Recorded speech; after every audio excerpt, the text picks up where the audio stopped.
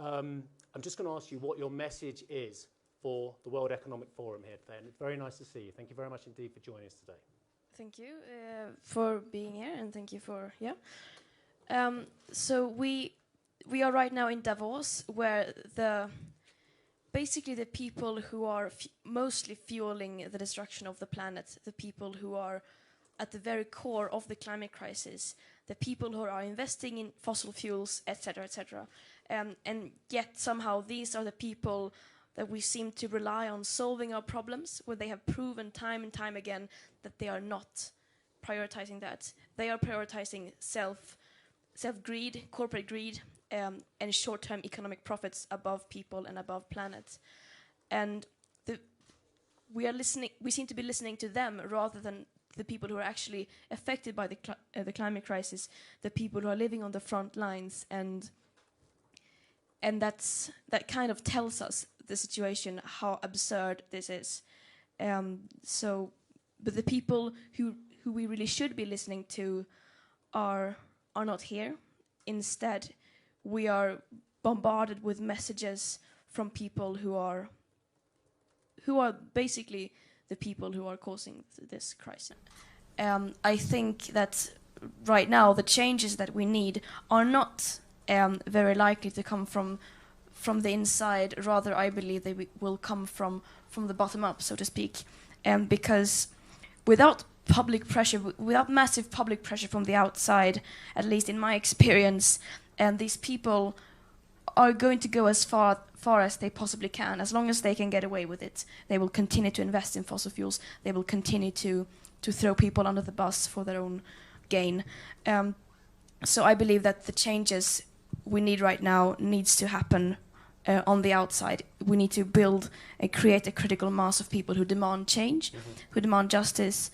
And of course, we could do that also from the inside, but yeah. I mean, Helena, Ecuador is suffering its own concerns and deforestation and oil groups and gas groups and what have you. Just tell us again where you see the campaign going forward, because I think many of us feel that we have to be pragmatic in terms of working with and understanding the pressure from the outside as well. How do you see the campaign going forward from here? I completely agree with Greta that we need to build massive movement of people that are demanding change and that are demanding justice. And when we are talking about the energy transition, when we're talking about the green transition, we also need to make sure that that is just. And I think that's really, really important, that we have voices from the places that are being affected both by climate change, but also by the place what the energy transition would mean for communities on the ground, vulnerable communities, and I think that perspective really needs to be taken into account by the private sector, and it's a perspective that cannot be left out, because if we do that, we're leaving out people again, just like we've done during the entire climate crisis, and I would like to. Together with Greta, Vanessa, Luisa, and I, we've created a cease and desist letter to oil CEOs, urging the oil CEOs to phase out from new fossil fuel. We know that they knew. There's a report that's come out saying that they knew way before us what they were doing when they were exploring for oil. They knew what the consequences would be of CO2 gas emissions. They knew the irreversible consequences, the huge impact it would have on people's livelihood, the huge impact it would have on the environment. We launched this a couple of days ago, and we're almost reaching 900,000 signatures, which really shows the commitment of youth, what really shows the commitment of civil society and people, and the change that we are demanding. And this is a message to these CEOs and decision makers of how urgently we want and we need change. And we are very happy to see that this message is in fact in line with what the EIA says very clearly, that there cannot be any fossil fuel expansion happening anywhere. Fossil fuel industries had 40 years time to prove that they're up to anything good. They clearly failed.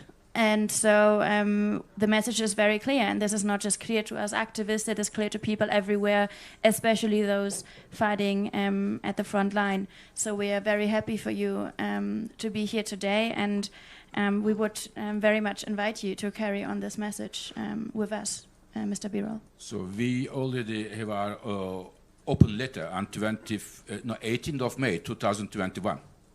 When we made the clean transformation of the global energy sector net zero 2050, we made our report.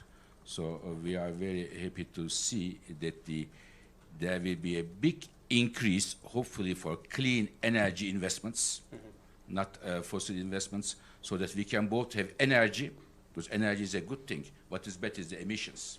So we'll have both energy, and we are going to reduce the emissions and their impact on the climate. So I am very happy that our activist colleagues here are pushing this agenda forward.